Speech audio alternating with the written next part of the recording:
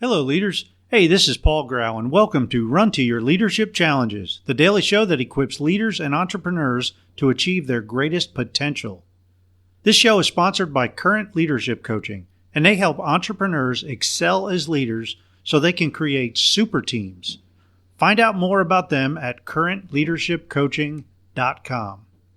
Hey, hope this week's episodes have provided you with some good value, and today I want to wrap up the week by tying it all together and telling you how everything we discussed this past week about change at work, well, it can also apply at home and the homes of all your team members.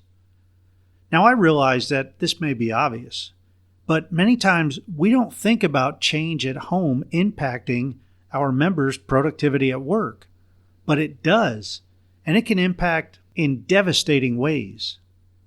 So in episode 790, I told you that the first step in change is figuring out who on your team handles change well and who doesn't.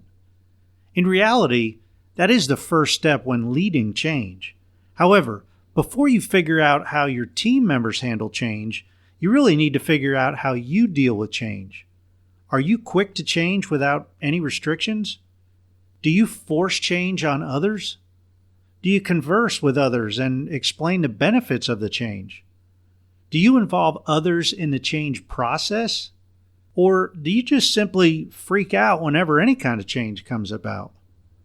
You see, only after you know these things about yourself should you begin to figure out how your people deal with change. This is especially important because you'll be able to recognize how change at home may impact your entire attitude at work, either positively or negatively. The same thing applies with your team members. If you know and understand how they process through change and how they respond to change, man, you're going to be able to look for similarities in their behavior that may indicate they are going through a change at home. Changes at home are the unseen changes that impact ourselves and our team members at work. And again, it could be both positive and negative. Now, when you take into consideration all the changes that have taken place at home over any given weekend the last few months, you may start to see a connection between different behaviors on Monday mornings. For instance, if one of your team members just doesn't do well with sudden change and they had several changes over the weekend, man, they may come to work on Monday completely drained and frazzled.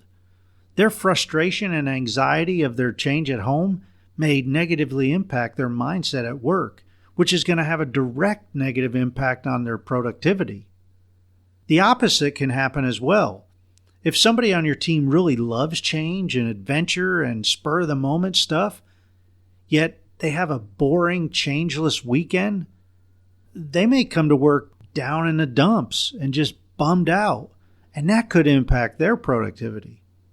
You see, the more that you know about the change process and how you and your people respond to change, the better educated that you and your team can be to handle and thrive through change.